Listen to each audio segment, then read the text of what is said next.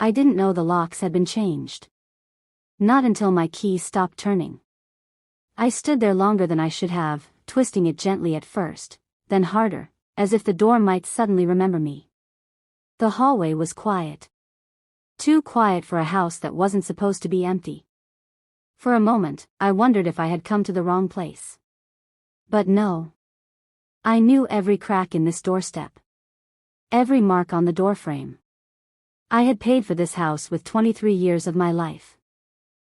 If this story keeps you listening, please like, share, and subscribe. Because sometimes, silence hides the loudest betrayals. I stepped back, my breath shallow, and noticed the small envelope taped beside the doorbell. My name was written on it, neat, familiar handwriting. Inside was a single piece of paper. We thought this would be easier. That was all it said. I didn't cry. I didn't knock. I just stood there, holding the paper, realizing something had been decided without me. Something final. What I didn't know yet was that this moment, this locked door, was only the ending of a story that had begun months earlier, quietly, politely, inside this same house. It started when I said yes. Yes to letting them stay, for a while. Yes to paying the bills a little longer. Yes to cooking even when my hands shook. I had believed love meant never saying no. The house had once been warm. Familiar. Safe. I had filled it with routines that no one noticed until they disappeared.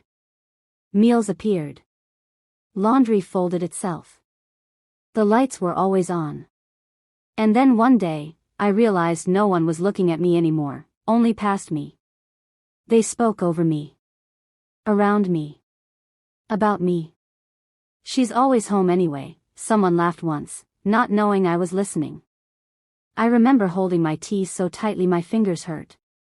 That night, my chest felt heavy, not pain, just pressure. Like something important was being pushed aside. I lay awake, staring at the ceiling, telling myself I was being dramatic. I wasn't.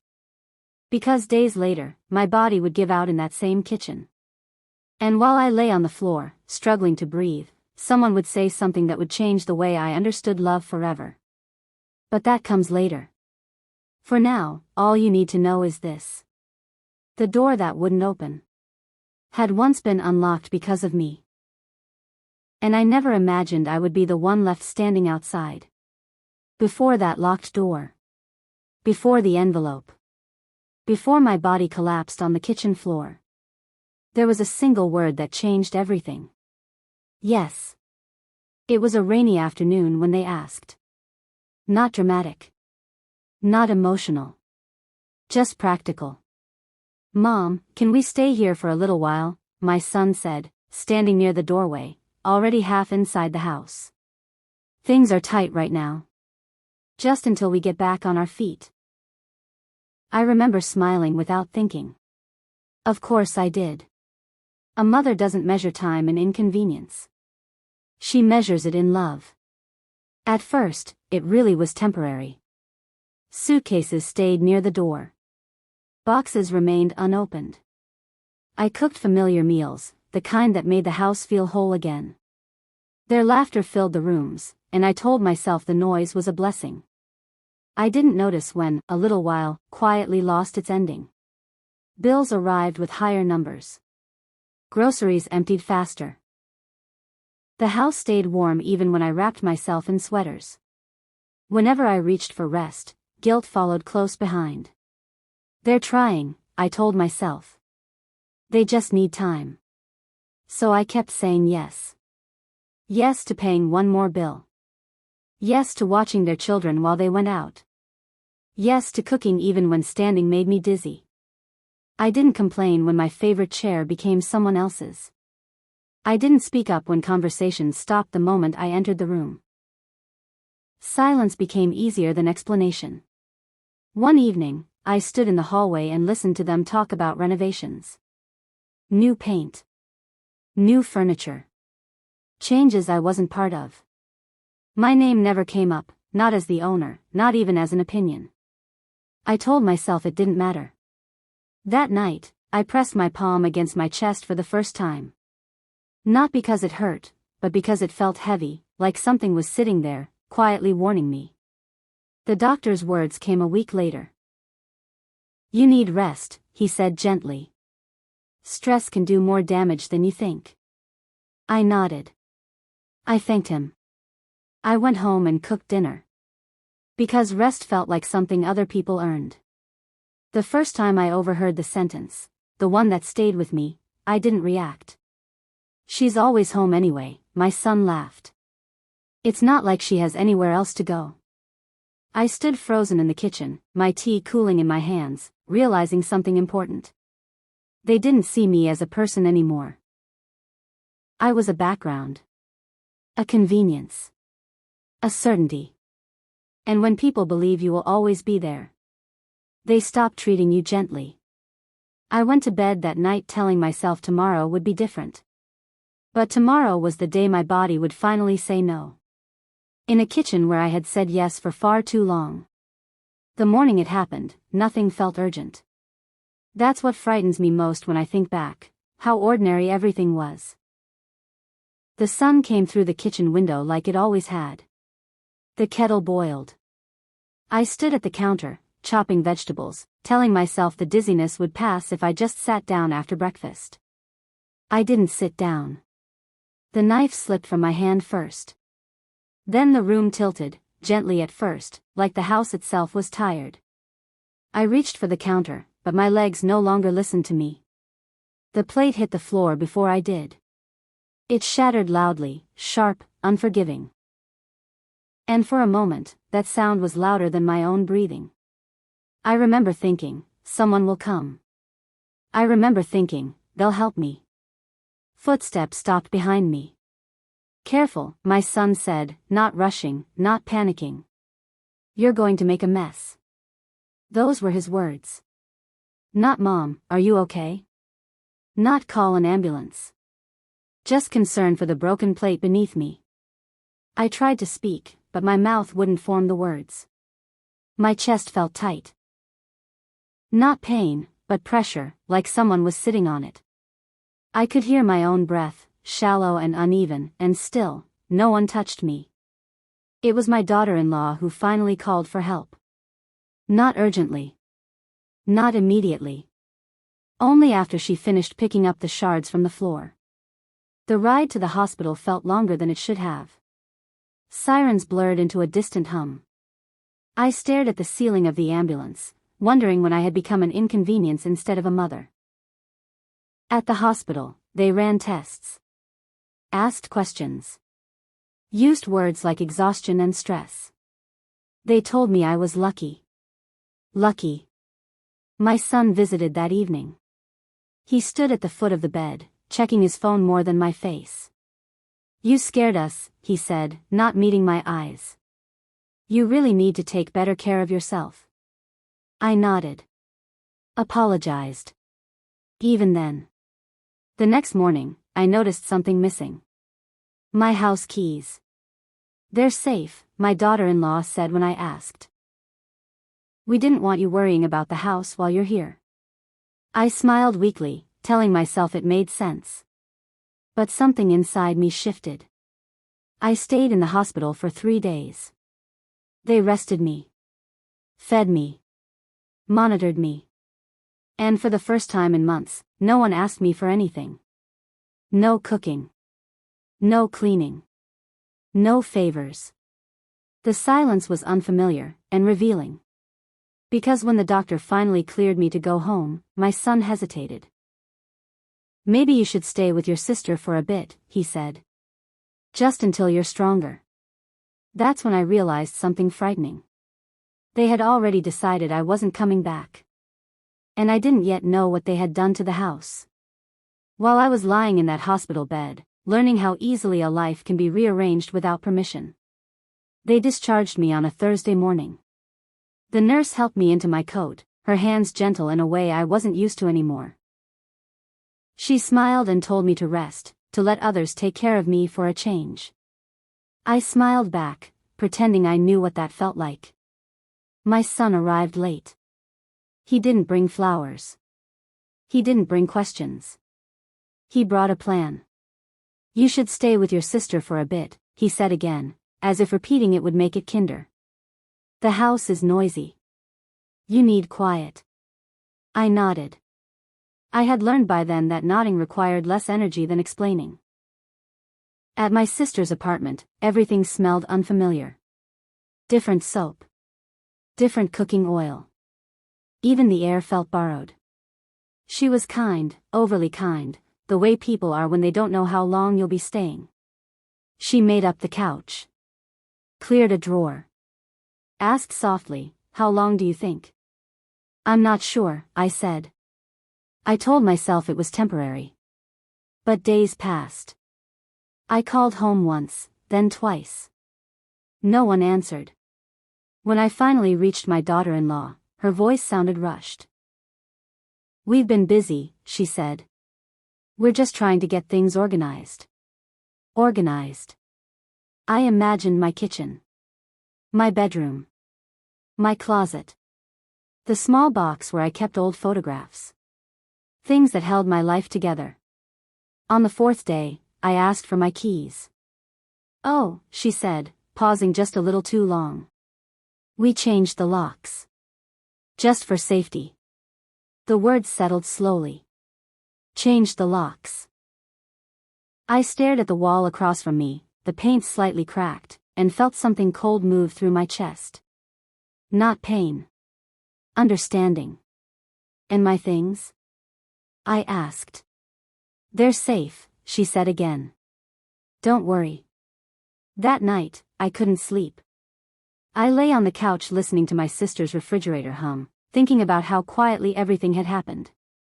No arguments. No shouting. Just decisions made while I wasn't there. In the morning, I returned to the hospital for a follow-up. The doctor asked if I felt supported at home. I hesitated. "Yes," I said. The lie tasted bitter. On the way back, I passed my street.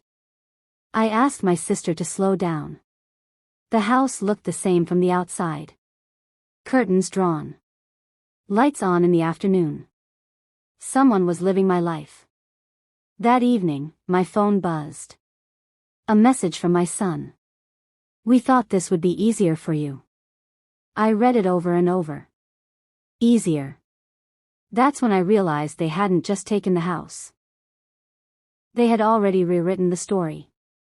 And in their version, I was a problem that needed managing. I didn't cry that night. I sat very still, holding my phone, understanding something important for the first time. If I stayed silent now, I would disappear completely. The next morning, I didn't wake with tears. I woke with a thought: I can't stay invisible anymore. For years, I had been the housekeeper, the cook, the listener, the silent guardian of everyone else's comfort. I had believed that was love. I had believed that my presence was enough. But love that erases you isn't love at all. I made a cup of tea and sat by the window, looking at the street I had walked down 1,000 times. My house was just beyond those trees. I could see the curtains swaying in the breeze, the same way they always did. But now, each movement felt foreign, like a story I no longer belonged to. That morning, I did something I hadn't done in decades. I opened the filing cabinet. Dust rose from the edges of folders I hadn't touched in years. I pulled out the documents I had kept carefully, the deed, the bills, the receipts, old letters, my husband's papers. Each sheet reminded me that I had built a life, a real, tangible life. Not just a series of yes and silent compromises. For the first time, I read them not as paperwork, but as proof of my existence. I called the bank. I confirmed the accounts in my name. I checked the insurance policies. Every single thing they had assumed they could take or manage without me, I knew exactly where it was. A strange calm filled me. It was not loud. It was not sudden. It did not feel like revenge. It felt like waking up. By noon, I had begun making plans. Not angry plans. Not dramatic plans. Quiet, careful steps. Steps that respected the years I had given them, but also respected myself for the first time in decades. I didn't tell anyone yet. I didn't raise my voice. I didn't threaten or argue. I simply began to reclaim my life, piece by piece. The moment I closed the cabinet, I felt something shift. A small weight had lifted from my chest. I could breathe a little easier. But I also knew this. They would notice. They would try to push back. They would expect me to retreat again. And I wouldn't.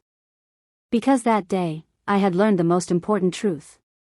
No one can take what you refuse to surrender quietly. And no one can rewrite your life if you still hold the pen. That evening, I sat on the couch in my sister's apartment, staring at my phone. The screen glowed with unread messages from my son. One of them made me pause. "We thought this would be easier for you." I smiled faintly, though there was no humor in it.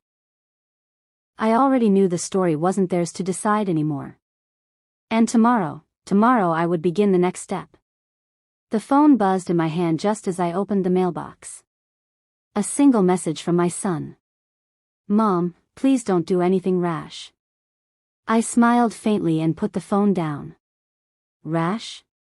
Everything I had done so far was quiet, careful, calculated, the kind of action no one notices until it's too late. I had learned something important in the hospital, in the empty silence of my own absence.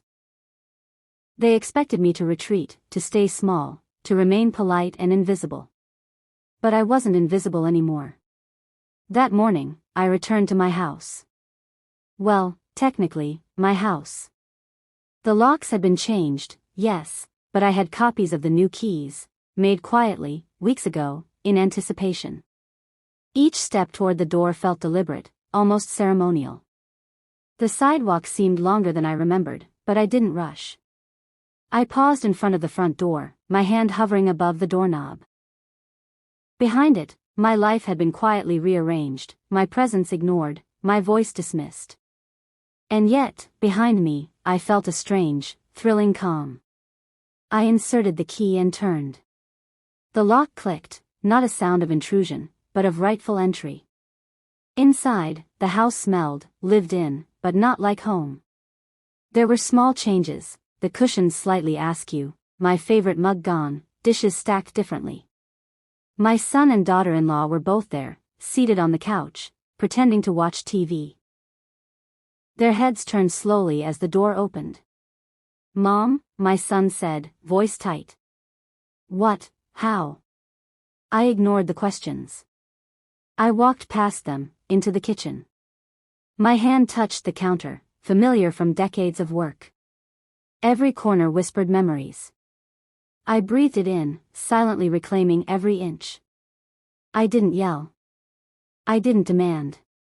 I simply began removing my things from the cupboards, my personal items, my documents, my old letters, carefully placing them in a bag I had brought.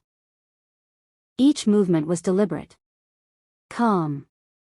Unyielding. They stared. They were unsure how to react. You can't just," my daughter-in-law stammered. I looked at her, calmly, and said, "I've always been here. You just forgot to notice." The weight of my silence filled the room. It wasn't a threat. It wasn't revenge. It was a statement: I existed. I belonged. And they would have to see it. I paused, turned slightly, and whispered to no one in particular. If I had stayed silent any longer, I would have disappeared completely. And with that, I realized, this was only the beginning. They hadn't expected me to move so calmly. When I lifted my box of letters and documents, my son froze mid-step. My daughter-in-law's hand hovered over the remote, unsure if it was worth reaching for. You're taking all of that?" he asked, voice shaking slightly, more from surprise than anger. "Yes," I said softly. "These belong to me. They always have." The quiet in the room was heavier than any shouting could have been. For the first time, they weren't in control. The subtle arrogance that had built over months, over years, faltered, like a shadow retreating at dawn. I walked slowly to the counter, placing the last few items in my bag. My movements were deliberate, measured. Calm. I didn't look at them directly. I didn't need to. The message had already been sent. I would no longer disappear. You can't just. My daughter-in-law began, but I cut her off with a calm, almost gentle look. I've been here for decades. I've said yes when it wasn't easy. I've been quiet when my presence should have mattered. But silence doesn't mean absence. It never did. For a moment, the room held its breath. Then the first crack appeared. My son shifted uncomfortably in his seat.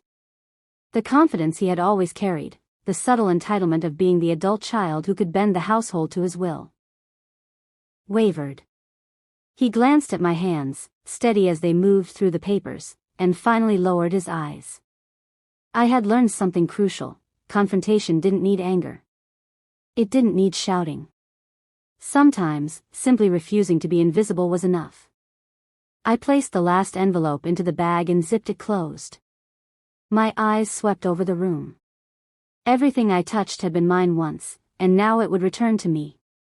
Slowly. Quietly. Without spectacle. You can't just take control like this, my son whispered, more to himself than to me. I let the words hang. They didn't frighten me. They didn't surprise me. I had expected them. You'll notice soon, I said softly. You'll notice that I'm still here. That I've always been here. And from now on, the house, and my life, will be mine to manage. They said nothing. Silence is heavier than words. As I turned to leave the kitchen, carrying my bag of belongings, I realized that the hardest part wasn't reclaiming the papers, the locks, or the physical space. The hardest part was reclaiming my sense of self, the quiet authority that no one could take from me, no matter how long they had ignored it. And yet, I knew this was only the beginning. Because once someone has been invisible for too long, waking up doesn't happen quietly. It shakes everything around them. When I returned home the next morning, the air felt different. Not because the house had changed, it hadn't. The walls were the same. The windows caught the sun in the same way. But I had changed. For months, I had been a background, a ghost in my own life. Now, every step I took through the hallway reminded me that I had a right to be here, that I had always had a right. My son and daughter-in-law sat silently on the couch, eyes wide. They had stopped trying to speak over me. They had stopped offering explanations for their choices. For the first time, they were quiet, and in that quiet, I sensed the truth. They were afraid. Not of me. Of losing the control they had taken for granted. And now, they were realizing that I would not disappear. I walked through the rooms, touching familiar surfaces, my counter, my old chair, the small table by the window.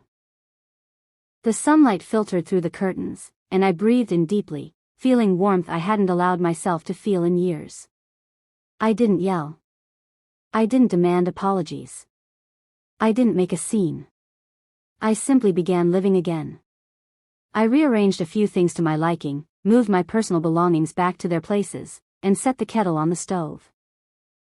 As the water began to boil, the familiar sound felt like a small victory. A soft, ordinary victory. You, my son started, voice low. But I held up a hand. I'm here, I said softly. That's all you need to know. And that was enough. That evening, I sat by the window with a cup of tea, watching the sky turn soft shades of pink and orange. The house was quiet, not oppressive. The house was mine. Not because I had fought loudly, not because I had screamed or stormed, but because I had quietly remembered who I was. I thought about the months of exhaustion, of invisible labor, of silent compromises. I thought about every yes I had given without hesitation, every small sacrifice that had built this life. And I understood that reclaiming it wasn't about punishment. It was about presence. I sipped my tea and smiled faintly. The dishes could wait. The rooms could wait. For the first time in decades, I felt the simple peace of being exactly where I belonged.